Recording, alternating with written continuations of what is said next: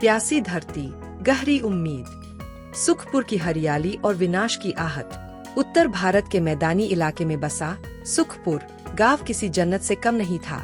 गांव के चारों ओर नीम, पीपल और बरगद के घने पेड़ थे।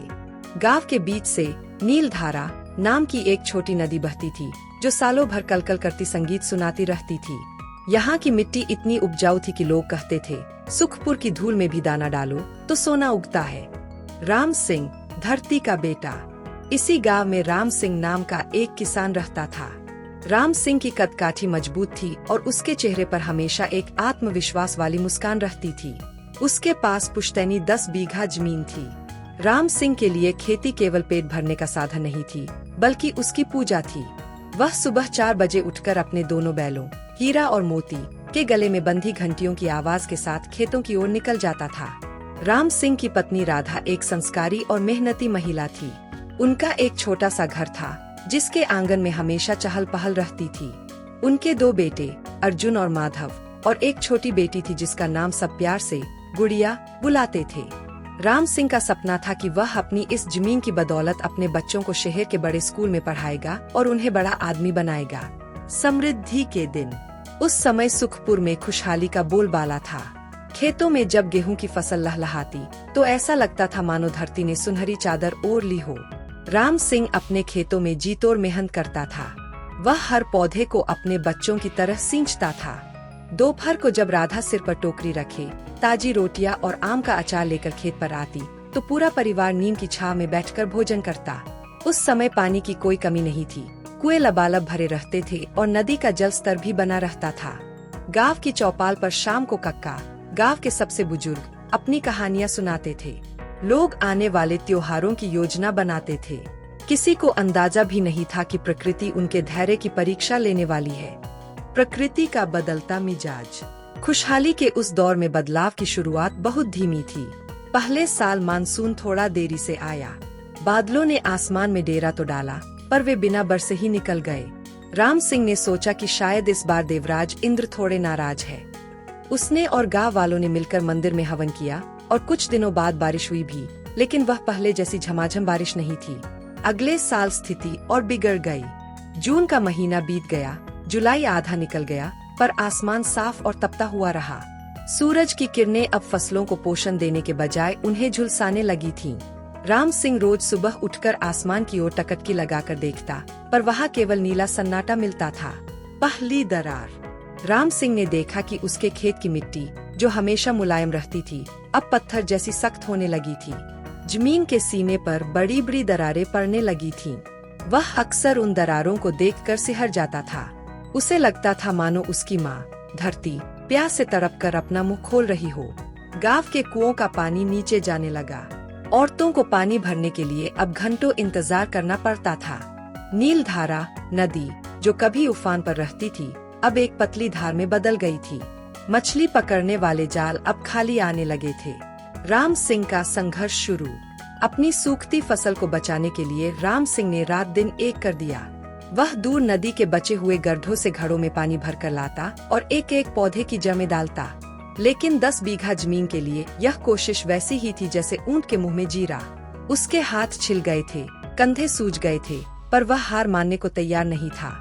एक दिन शाम को जब वह थकाहारा घर लौटा, तो उसने देखा कि उसकी छोटी बेटी गुड़िया पानी के लिए रो रही थी। मटके में केवल 1 लोटा पानी बचा था। राम सिंह का दिल बैठ गया। उसने उसी पल फैसला किया कि वह अपने खेत के पास एक गहरा बोरवेल करवाएगा। राधा, उसने गंभीर आवाज में कहा, जमीन सूख रही है, बच्चे प्यासे हैं, मुझे बोरवेल लगवाना ही होगा। राधा ने चिंतित होकर पूछा, पर इसके लिए पैसे कहाँ से आएंगे? हमारी जमा पूंजी तो पिछले साल की खाद और बीज में ही निकल गई। राम सिंह की आंखें दृढ़ थीं। मैं अपने गहने और तुम्हारे सोने का हार गिरवी रख दूंगा। अगर फसल बच गई तो सब वापस ले आऊंगा। उम्मीद का गिरना। भारी मन से राधा ने अपने गहने राम सिंह को सौंप दिए। शहर से मशीन बुलाई गई। पूरे गांव के लोग राम सिंह के खेत पर जमा हो गए। सबको उम्मीद थी कि अगर राम सिंह के खेत में पानी निकल आया तो दूसरों के लिए भी रास्ता खुल जाएगा। मशीन ने जमीन को चीरना शुरू किया। 100 फीट, 200 फीट, 300 फीट। गहरा गड्ढा होता गया, पर धूल के सिवा कुछ नहीं निकला। राम सिंह पसीने से तरबतर हाथ जोड़कर प्रार्थना कर रहा था। अंततः 450 फीट पर जाकर मशीन रुक गई। इंजीनियर ने सिर हिलाते हुए कहा, राम सिंह भाई, यहाँ का जल स्तर बहुत नीचे चला गया है। नीचे केवल सूखी चट्टानें हैं। वह खबर राम सिंह के लिए किसी बिजली गिरने जैसी थी। उसकी जमा पूंजी चली गई, पत्नी के गहने चले गए और हाथ में आया तो केवल सूखा धूल का गुबार। गांव वाले धीरे धीरे वहां से खिसकने लगे। राम सिंह वही उस सूखे बोरवेल के पास बैठ गया और फूट फूट कर रोने लगा। प्यासी धरती, गहरी उम्मीद, अकाल का तांडव और बिखरता परिवार। राम सिंह के बोरवेल का सूखा रह जाना केवल एक व्यक्तिगत हार नहीं थी, बल्कि यह पूरे सुखपुर गांव की उम्मीदों का टूटना था। देखते ही देखते आसमान से आग बरसने लगी। वह हरियाली जिसकी मिसाल दूर दौर तक दी जाती थी, अब एक भयंकर रेगिस्तान में बदलने लगी थी। गांव का बदलता चेहरा। अब सुखपुर की सुबह पक्षियों के चहचहाने से नहीं, बल्कि प्यासे मवेशियों के कराहने से होती थी। नीलधारा नदी पूरी तरह सूख चुकी थी। जहाँ कभी पानी की लहरें उठती थीं, अब वहाँ केवल फटी हुई सूखी मिट्टी और सफेद रेत बची थी। गांव के लोग अब पानी की एक एक बूंद के लिए मीलों पैदल चलने को मजबूर थे। सरकारी टैंकर कभी कभी आते, लेकिन उनके पहुँचते ही गांव में झगड़े और दंगे शुरू हो जाते। राम सिंह की हालत सबसे दयनीय थी। साहूकार का ब्याज दिन प्रतिदिन बढ़ रहा था। जिस खेत को उसने अपने खून पसीने से सींचा था, अब वह एक बंजर कब्रिस्तान जैसा लग रहा था। फसलें जलकर राख हो चुकी थीं और जमीन की दरारें अब इतनी चौड़ी हो गई थीं कि उनमें छोटे बच्चों के पैर धंस जाते थे। हीर मोती की विदाई। राम सिंह के 2 बैल, हीरा और मोती, अब केवल हड्डियों का ढांचा रह गए थे। राम सिंह खुद भूखा रह जाता, लेकिन जंगल से सूखी झाड़ियां बीन कर लाता ताकि उन्हें खिला सके। पर पानी के बिना वे कितने दिन टिकते। एक काली रात को मोती ने प्यास के कारण दम तोड़ दिया। राम सिंह उस रात सो नहीं सका। उसने अपने हाथों से गड्ढा खोदा और मोती को दफना दिया। अगले दिन गरीबी और मजबूरी ने उसे वो करने पर मजबूर कर दिया जो उसने सपने में भी नहीं सोचा था। उसे अपने दूसरे बैल, हीरा, को बेचना पड़ा ताकि घर में 2 वक्त की रोटी आ सके। जब कसाई जैसा दिखने वाला एक व्यापारी हीरा को ले जा रहा था, तो हीरा की आंखों में वही सवाल था, क्या मेरी वफादारी का यही सिला है? मालिक, राम सिंह ने अपनी आंखें मूंद ली और फूट फूट कर रोने लगा। घर में बिखराव। आर्थिक तंगी का असर अब राम सिंह के रिश्तों पर भी पड़ने लगा था। उसका बड़ा बेटा अर्जुन, जो अब जवान हो रहा था, अपने पिता के संघर्ष से चिढ़ने लगा था। पिताजी, इस मरी हुई मिट्टी में अब कुछ नहीं रखा, अर्जुन ने एक दिन चिल्लाकर कहा। शहर चलते हैं, वहाँ कम से कम मजदूरी करके 2 वक्त का खाना और पानी तो मिलेगा। आप यहाँ क्यों इस धूल के साथ अपनी जान दे रहे हैं? राम सिंह का जवाब हमेशा वही होता, बेटा, यह मिट्टी मेरी माँ है। माँ बीमार है तो क्या उसे मरता हुआ छोड़कर भाग जाओ? राधा, जो हमेशा राम सिंह की ढाल बनी रहती थी, अब भीतर से टूट रही थी। उसने देखा कि उसकी छोटी गुड़िया का चेहरा पीला पड़ता जा रहा है। कुपोषण और गंदा पानी पीने की वजह से गांव के बच्चे बीमार पड़ने लगे थे। घर में अब चूल्हा भी मुश्किल से जलता था। कभी कभी तो पूरा परिवार केवल उबले हुए पत्तों पर गुजारा करता। पलायन का मंजर। गांव में अब पलायन शब्द हर जुबान पर था। रोज रात के अंधेरे में कोई न कोई परिवार अपना बोरिया बिस्तर समेटता और शहर की ओर निकल पड़ता। सुखपुर की गलियां अब खाली और डरावनी लगने लगी थीं। घरों पर ताले लटके थे और खेतों में केवल आवारा कुत्ते घूमते थे।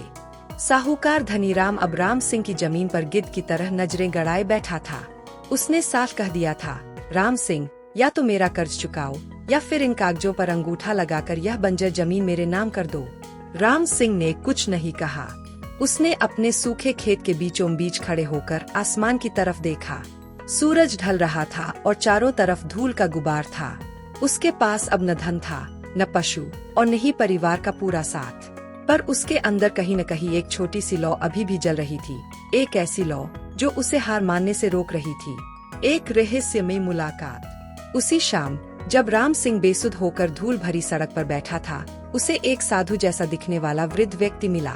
उसके कंधे पर एक झोला था और पैरों में फटी हुई बिवाइयां थीं। उस वृद्ध ने राम सिंह से पानी मांगा। राम सिंह ने अपनी आखिरी बोतल से उसे पानी पिलाया। वृद्ध ने पानी पीकर मुस्कुराते हुए कहा, बेटा, तूने मुझे पानी पिलाया है, जबकि तेरे अपने घर में पानी नहीं है। तू बड़ा साहसी है। राम सिंह ने कड़वाहट से कहा, साहस का क्या करूं बाबा, धरती प्यासी है, सब खत्म हो गया। वृद्ध ने दूर क्षितिज की ओर इशारा किया और कहा, पानी खत्म नहीं हुआ है राम सिंह, पानी केवल छिप गया है। तुमने धरती से केवल लेना सीखा है, उसे देना नहीं। जब तक तुम धरती का पेट नहीं भरोगे, वह तुम्हारा पेट नहीं भरेगी। साधु की यह बात राम सिंह के कानों में गूंजने लगी। उसे लगा जैसे उसे कोई संकेत मिला हो। क्या वाकई पानी वापस लाया जा सकता था?